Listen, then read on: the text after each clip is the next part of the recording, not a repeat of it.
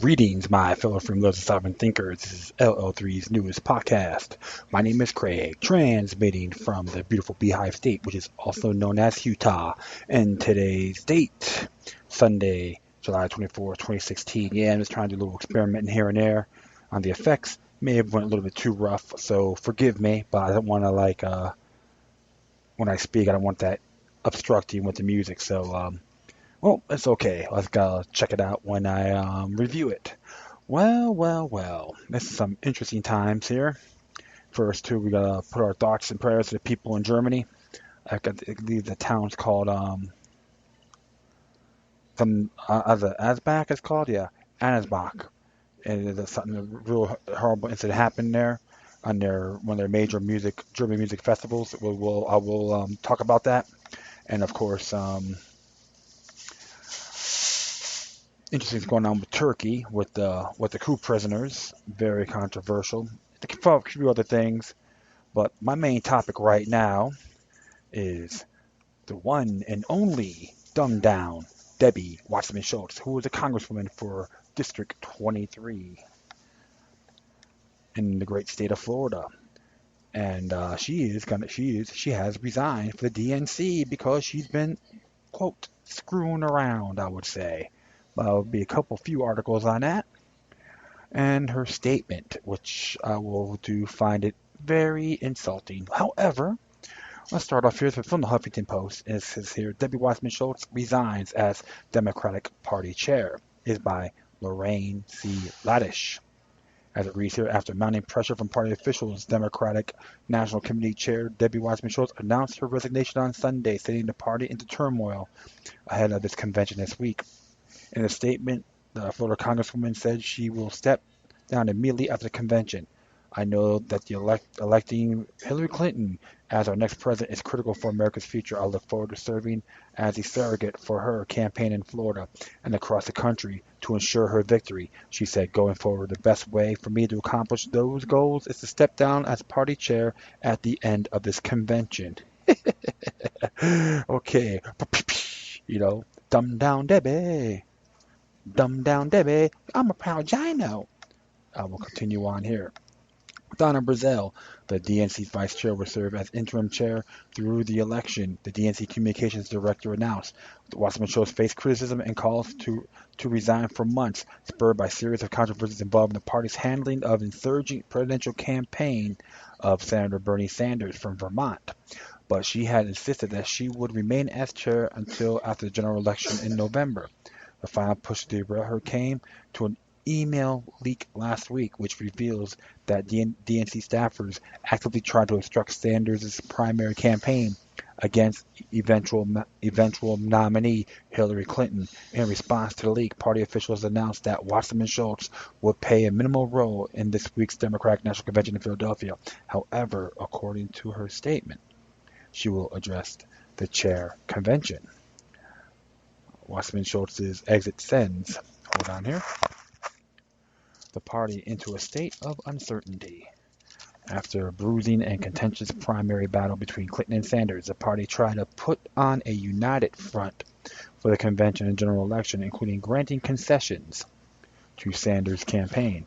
Clinton also adapted some parts of her progressive policy platform to attempt to woo his supporters and Sanders to put aside differences and endorse her. I would endorse a toilet named Johnny Crapper. President Obama expressed gratitude for her work in a statement. For the last 8 years, Chairwoman Debbie Wasserman-Schultz has had my back, he wrote. Her leadership of the DNC has meant we had someone who brought Democrats together, not just for my re-election campaign, but for accomplishing the shared goals we had of our country. He continued her critical role in supporting our economic recovery. Our fights for social and civil justice and providing health care for all Americans will be a hallmark of her tenure as party chair. Her fundraising and organizing skills were matched only by her passion, her commitment, and her warmth. It sounds like Bizarro World, I would say, or Twilight Zone. Do. I will proceed. Clinton also responded in a statement thanking her longtime friend for her service. She also announced that Wasserman-Schultz would serve as her campaign honorary chair. I'm sorry to hear about that.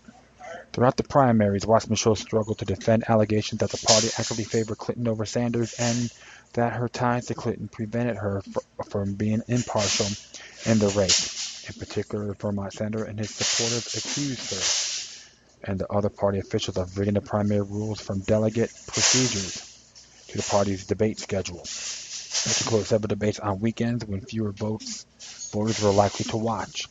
Sanders were among the progressives who loudly called for Wasserman-Schultz's resignation, a position he reiterated in response to the email leak that revealed some party officials did in fact attempt to conspire against him. It goes without saying the function of the DNC is to represent all of the candidates, to be fair and even-minded, Sanders said on Sunday. There's no question to my mind. I think no question to any objective observers' minds that the DNC was supporting Hillary Clinton and was at opposition to our campaign. But in a sign of possible unity, he said, the revelations did not change his endorsement of Clinton, and again vowed to help her defeat GOP nominee Donald Trump. In addition to her controversial tenure as party chair back home in Florida, Schultz faces a primary challenge from progressive Tim Canova, whom Sanders endorsed earlier this year. So it's gonna be I have to laugh so hard because I was like singing Dumb Down Debbie, I'm a proud Gino. And a Gino means Jew or Judaic in name only. They can't mark me as anti-Semitic.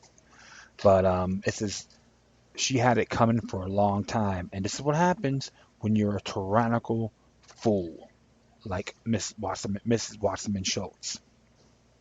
All right, and the truth of the matter is, I'm just gonna add on here. I'm not gonna digress in one area because there's another one here I'm gonna check out on Al Jazeera, see what they have to say. And like it says here, DNC chair David Wasserman-Schultz to quit.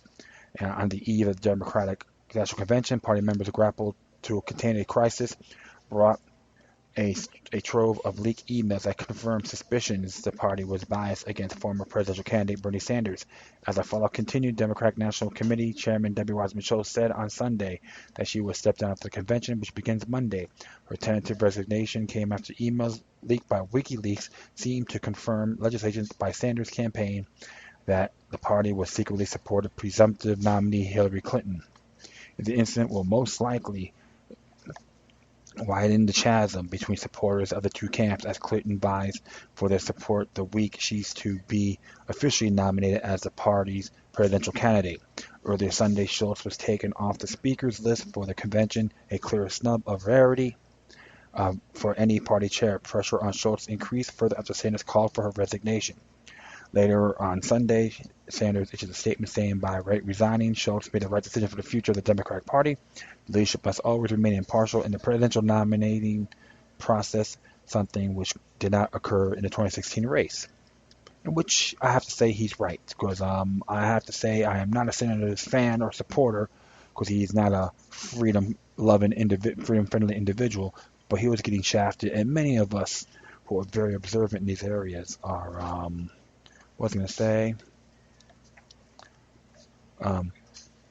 bias towards him.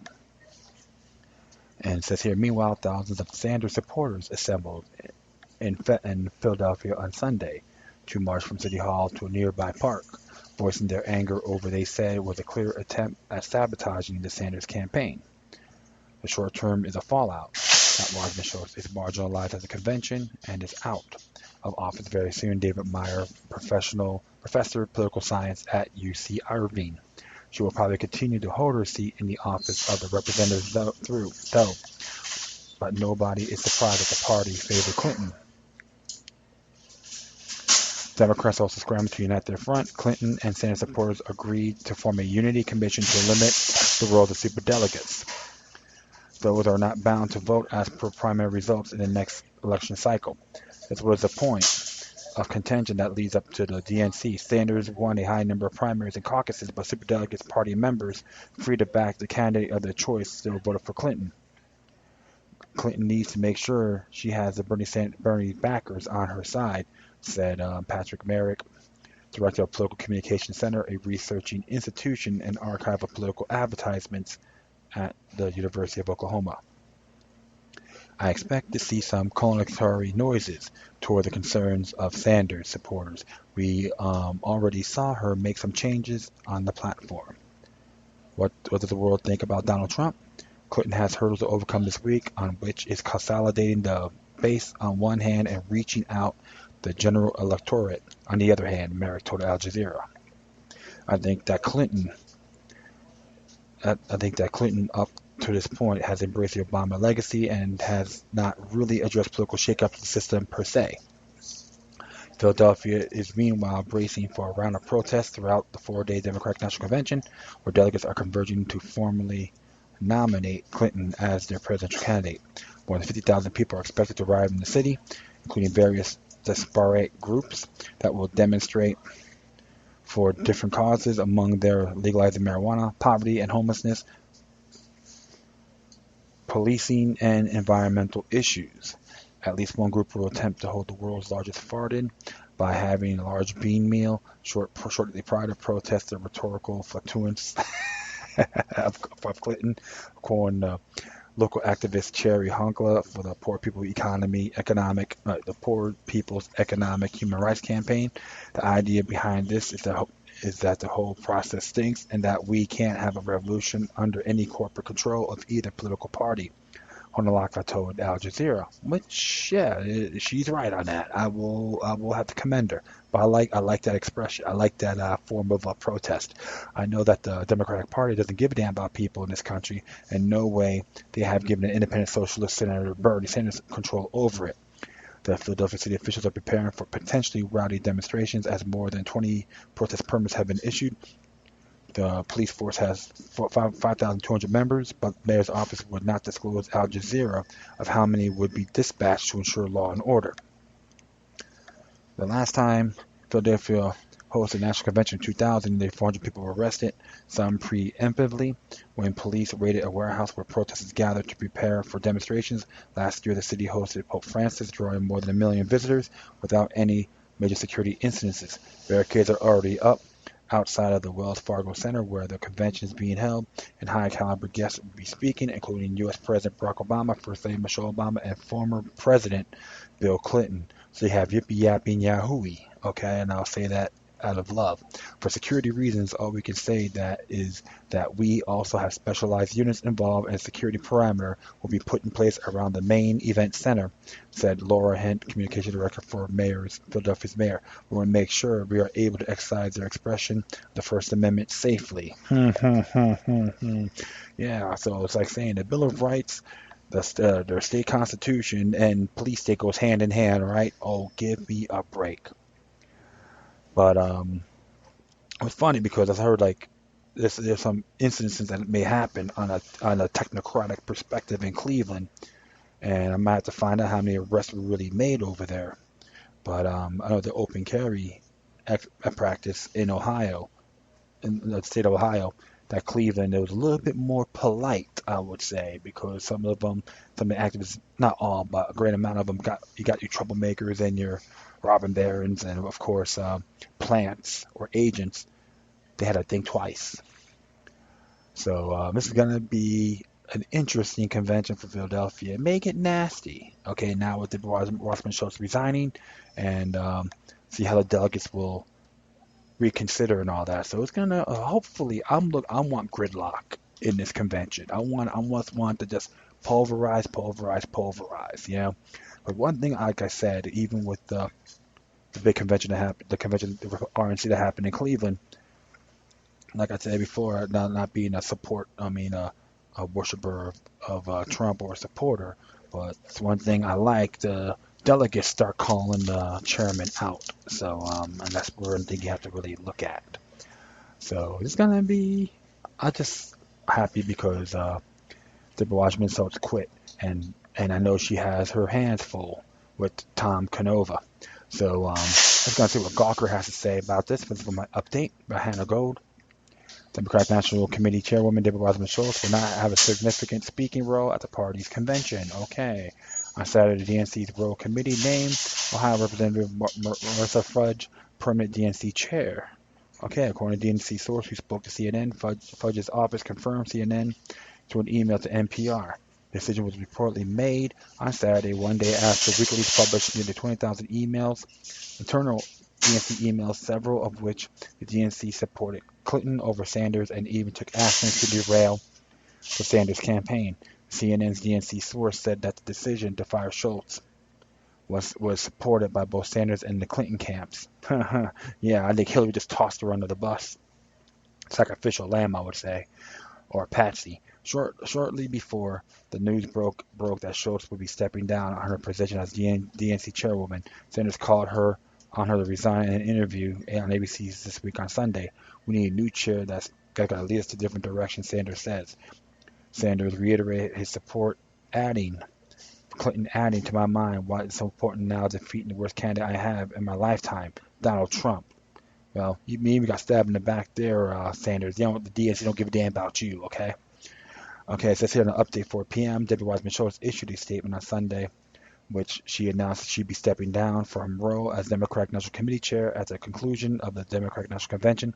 Schultz also said it would make some sort of address at the convention, countering some earlier claims that she may not be speaking at all. There's a full statement here, and it says here about, that's what she says to the DNC.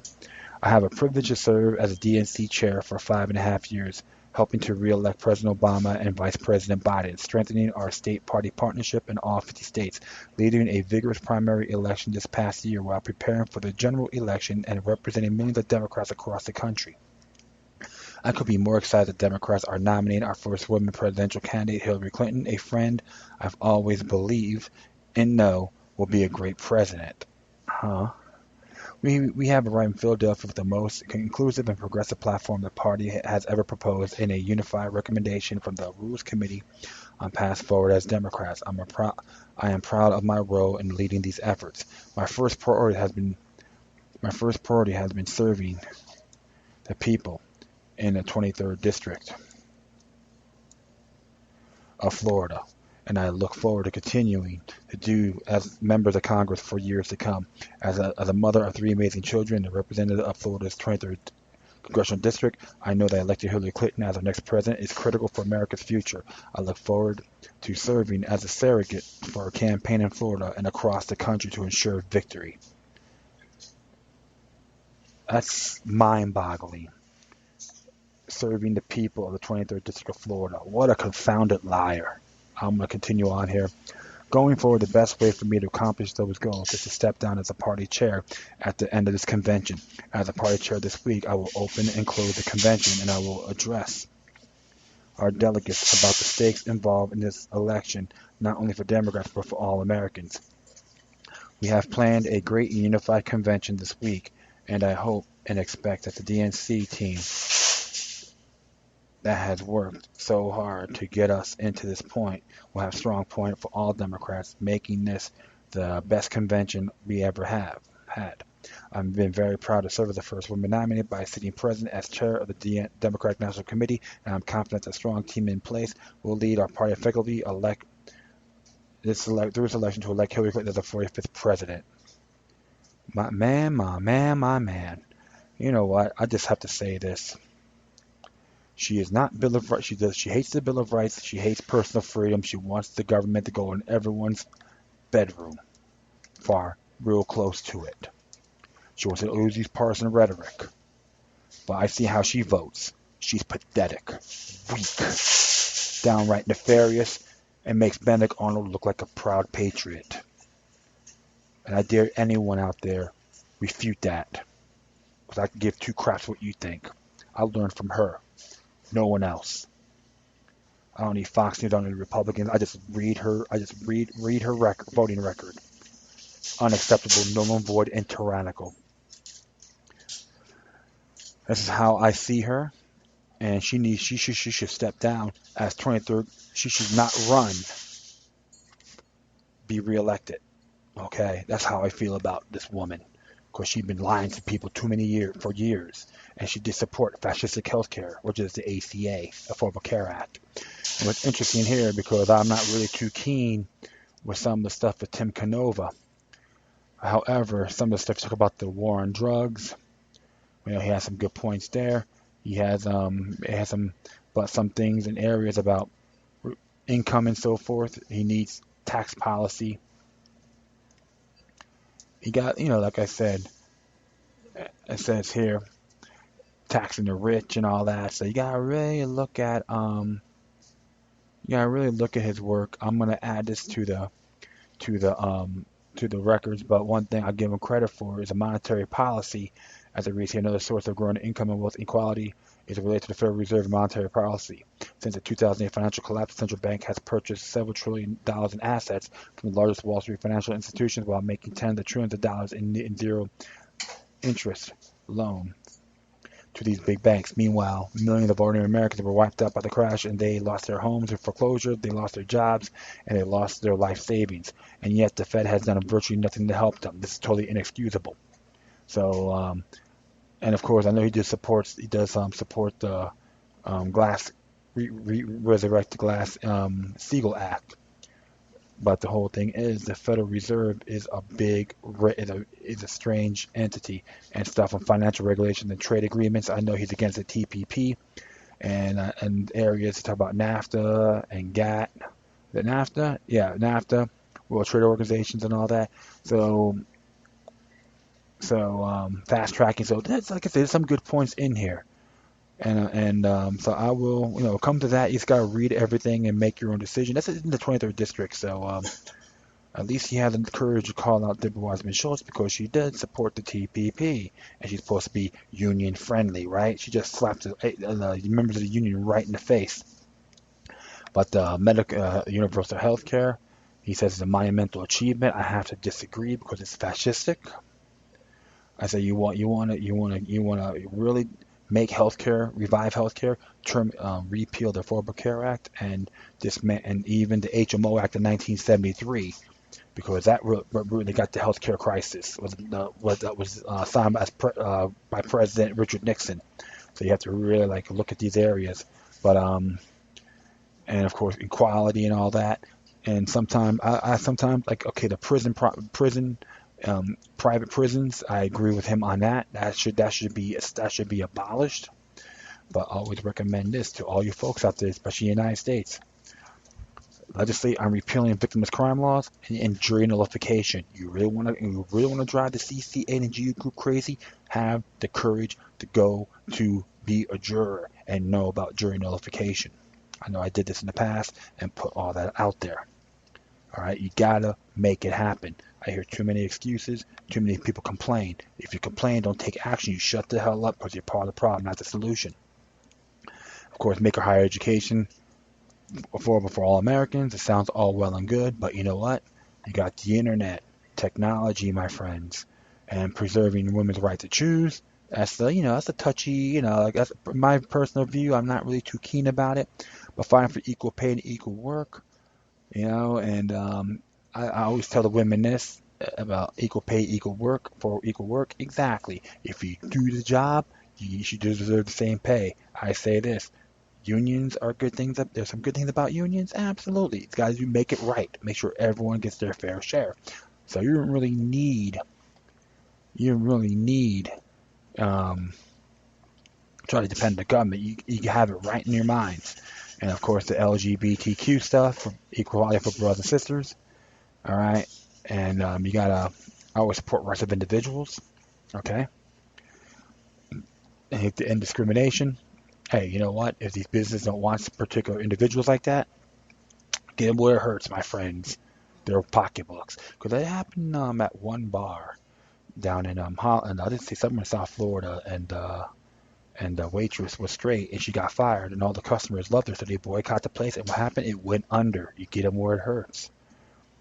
So, like I said, he has his pros and cons. I'm not going to make any complete judgment on him. But if I meet him, I would like to ask him how good are you on pro Bill of Rights?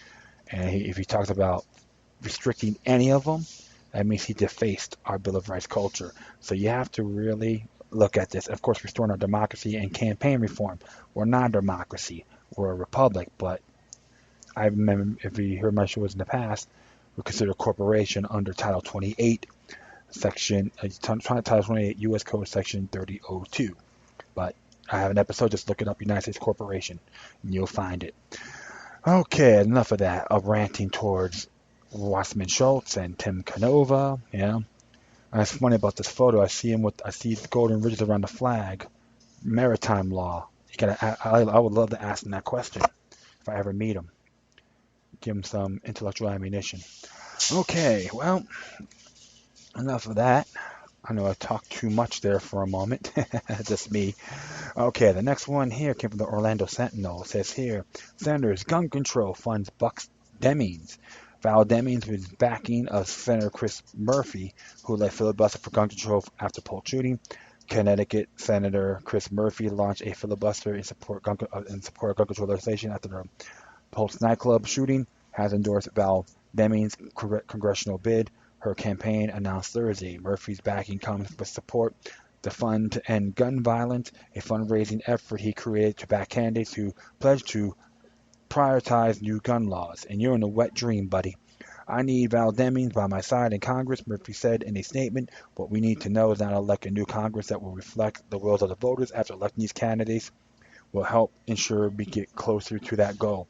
3 days after the June 12th mass shootings, Murphy led a nearly 15-hour Senate filibuster to seeking force votes on measures to expand background checks and block suspected terrorists from purchasing weapons. Suspected terrorists. Okay, so no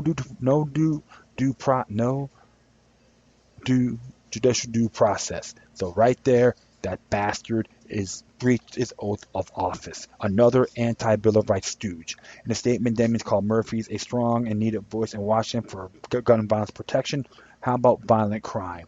I was cheering for Senator Murphy's filibuster from Orlando, which now bears the title of being home of the worst mass shooting in United States history. Wounded knee doesn't count, right? Demings said, ending gun violence has been a priority of mine throughout my 27-year career of law enforcement. Yeah, and the police aren't obligated to protect me. So you know what, Demings? Shut up. Demings, Orlando former police chief, is vying for Florida's 10th congressional district. She faces the crowded Democratic primary field, which also includes State Geraldine Thompson, former state party chair Bob Poe, and attorney Fatima Rita Haveen. The winner will face Republican Tori Lowe on November's ballot. Primary is August 30th. So that means announced came day after Poe unveiled his first television advertisement, which centered on gun violence at a recent debate. All four Democrats largely agree on the subject on gun control legislation. So technically, it is treason. She's a mercantile stooge of the rest of these dingleberries. And Demi said she was a former police chief, and I always like stress this. Okay, the police aren't obligated to protect you as an individual. And another thing too, what happened at the shootings in Orlando, the Pulse nightclub, which is around Isle Bell Center, this area of Orange County, if I'm correct, it's in that area. It was in a firearm-free zone. Even had one security guy on the at the door, but based on the statutes, you're not allowed to have firearms that dispenses alcohol. Period. Alcoholic beverages. Period. And I did one on Orlando mass shootings, and I have that link on there too. So folks could look at that. You can look at my archives, and I speak out as it is. And another thing as well, the LGBT community will not support this, especially the ones who enlisted with pink pistols in that part of Florida. So you know what? You tell them point blank, even to her, Demings, are the police obligated to protect me? And I dare you to prove it. Val Demings, I dare you to prove to all those people out there that the police are obligated to protect you. You better have them, because I know one thing, you don't. Plain and simple. Shut up and don't even run for Congress, because you're null and void, you're anti-freedom, no ends, ifs, or buts. Thank you very much, because deep down inside you know I'm right. I'm going to continue on here. It's from the Mirror Mirror.uk. It says here thousands of Turkey coup prisoners raped, starved, and hogtied by Chris Hughes. I read this morning through Twitter, and I took initiative of looking at this, and it says here Turkish troops imprisoned after the failed military coup are being raped, starved, and left without water for days, it is claimed. Many of the 10,000 detainees are locked up in horses, stables, and sport halls, some hogtied in horrific stress positions. According to human rights campaigners, Amnesty International has called for immediate access to prisoners after a coup a week ago, which sparked a brutal crackdown in a 3-month state of emergency. More than 200 died in the uprising, which aimed to topple dictatorial President Recep Erdogan, and where 1,500 were injured. Amnesty says it's credible evidence Turkish police are holding detainees in a stressed position for up to 48 hours, denying them food, water, and medical treatment. In the worst cases, some have been subject to severe beatings and torture, including rape.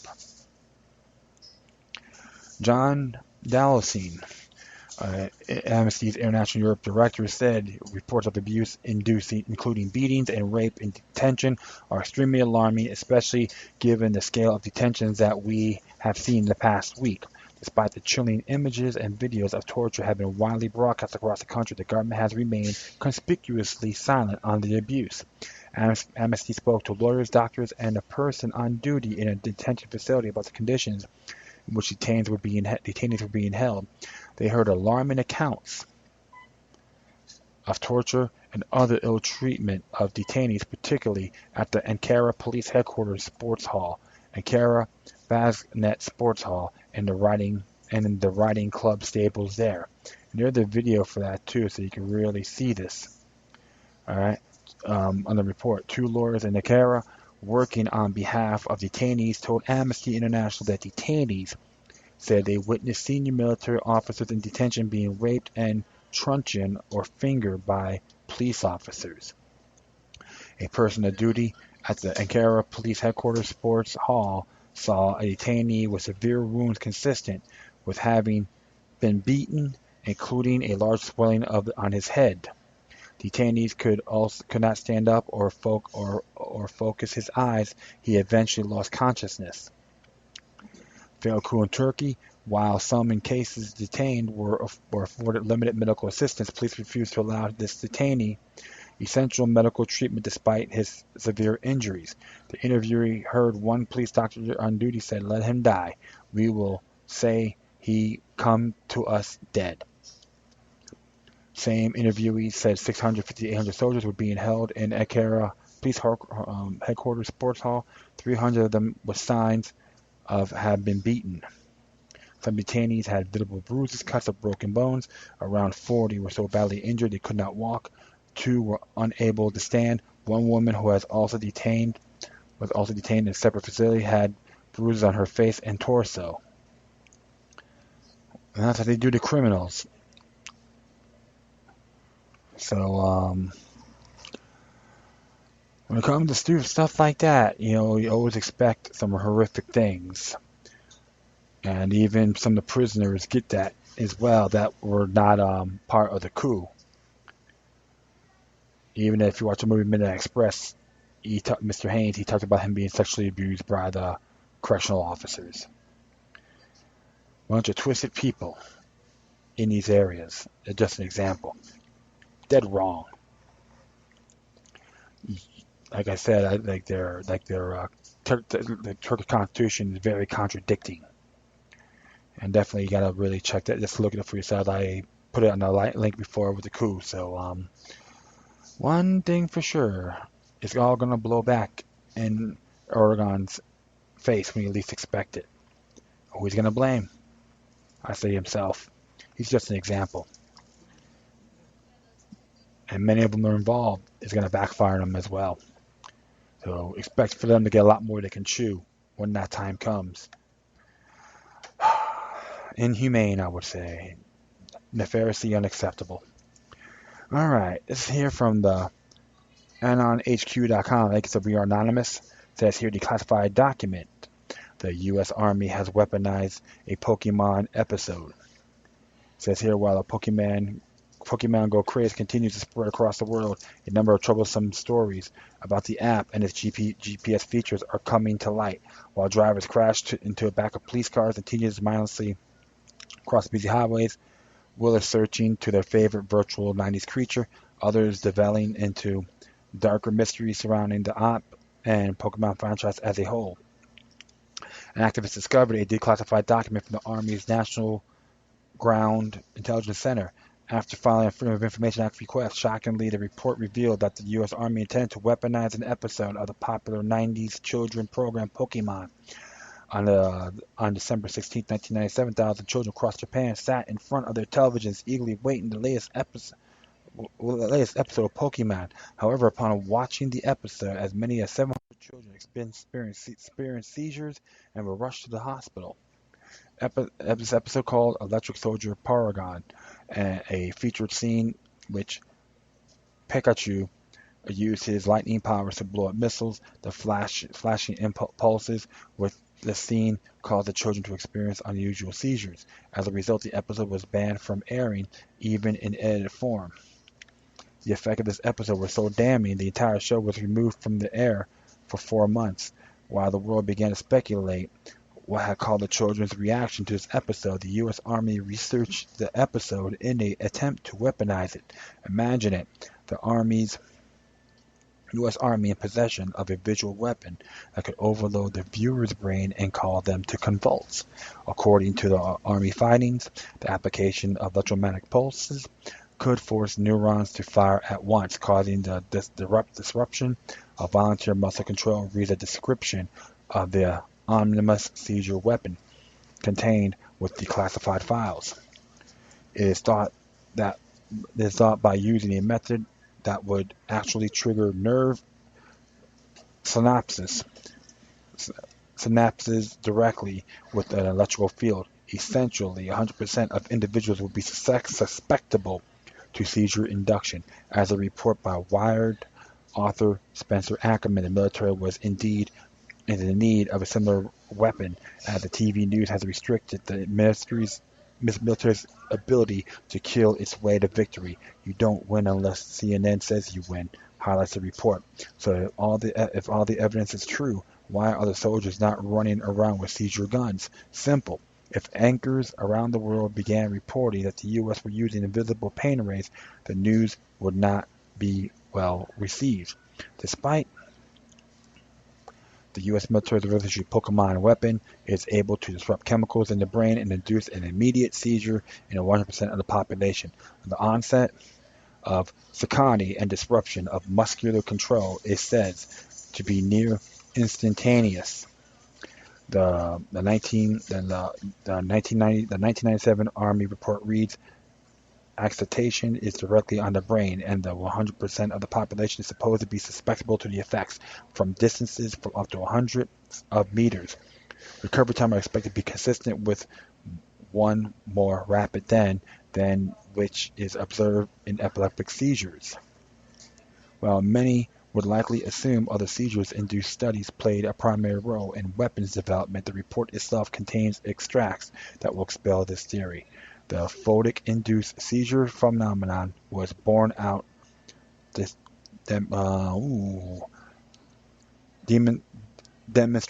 demonstrably on December 16, 1997 on Japanese television, when hundreds of viewers of a popular cartoon were treated inadvertently to photic seizure induction, the analyst noted.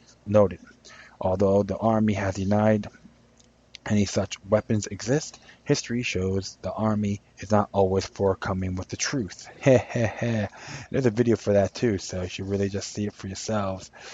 More mind control, my friends, and I never really cared for Pokemon. And I've been hearing all this hype and hoopla about it. I'm like, good, confoundedly grief. There's a video on that too, you can probably see for yourself. But it's what they do. That's why you're going to always look at things a lot broader. You got to be methodical.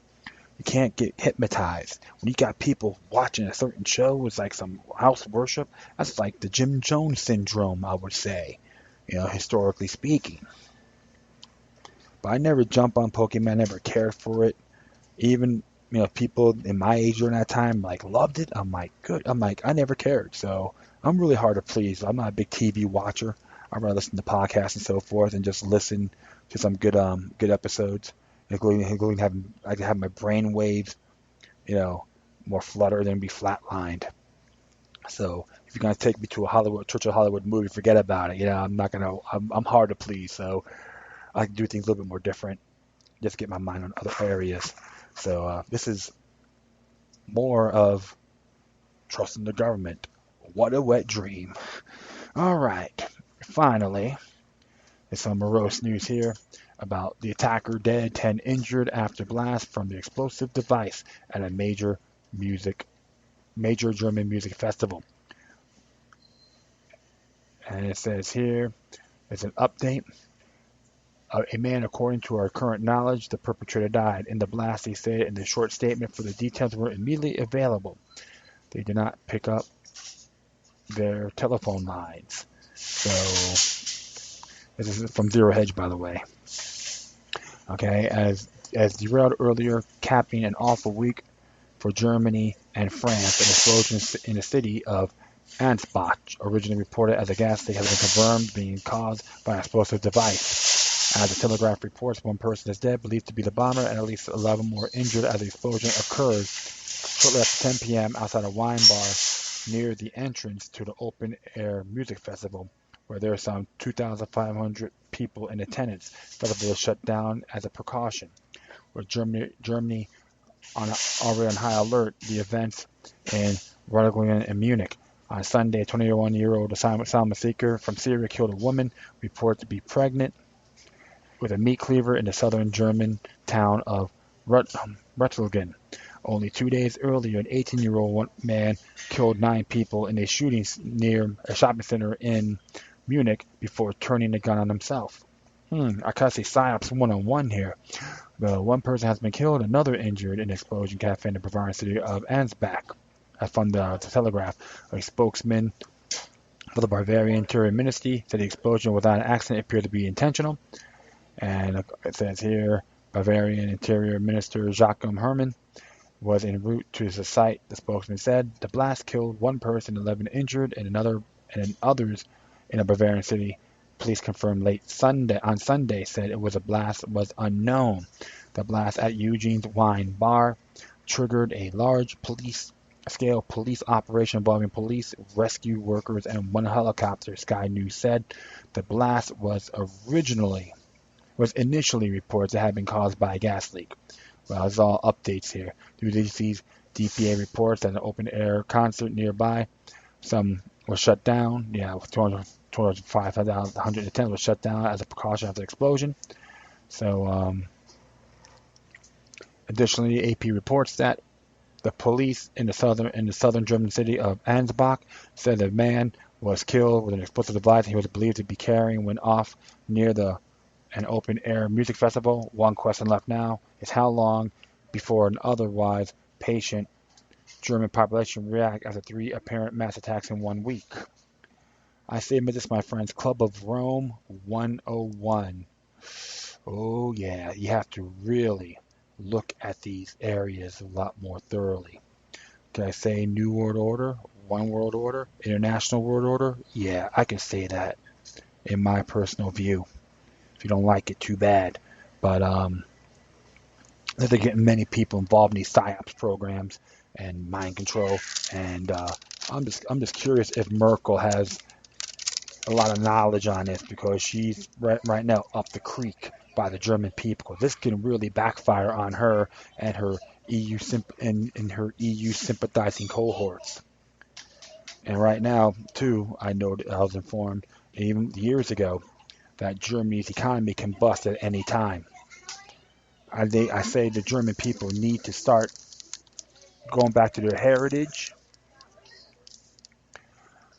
get out of the EU, and even toss that piece of garbage mackerel into it with the wolves. And I say that through their judicial due process. This is really infuriating, not just here, but around the world, even in the Middle East, to a lot of innocent people getting slaughtered in Syria and all that too. It's just an example. So you got to put your thoughts and prayers to everyone out there that's suffering from this one world order agenda, because a lot of good innocent people out there, doesn't matter where they're at. And this has to stop, and the people need to start rising up to that. They need us more, we need them, plain and simple. And that's all I have to say. I thank everyone for listening to this show, and plus feel free to download and share this throughout your social media networks. If you have any questions, comments, or doesn't matter if it's pro or con, or you could send me any information I can make find interesting. Whatever you do, please please send it with decorum. You can hit me on Facebook, Twitter, Google Spreaker, iHeartRadio, YouTube, Tumblr, Freedoms Network, and Scene.life. I'll say it all at one time. I'm amazed. Or you can email me at LokiLuck3, it's all together, the number 3, at gmail.com. And there's one thing I gotta say, my friends. You always gotta be vigilant. Don't live in fear. Still, observe your life, keep your guard up, and prepare for the worst. Hope for the best, and prepare for the worst. Doesn't matter where you're at. Whether the United States, Canada, England, Africa, Far East, Australia, around the world. We're all beautiful people out there. A lot of us are being manipulated, and some of these folks who are playing these little terrorist games, they're just the pawns of the chessboard. So all I gotta say right now is thank you once again for your time. Plus, always remember that the demoniac resistance is healthy for the soul and can liberate humanity. Until next time, take care of yourselves, keep on spreading the love, and may your guardian spirits be with you.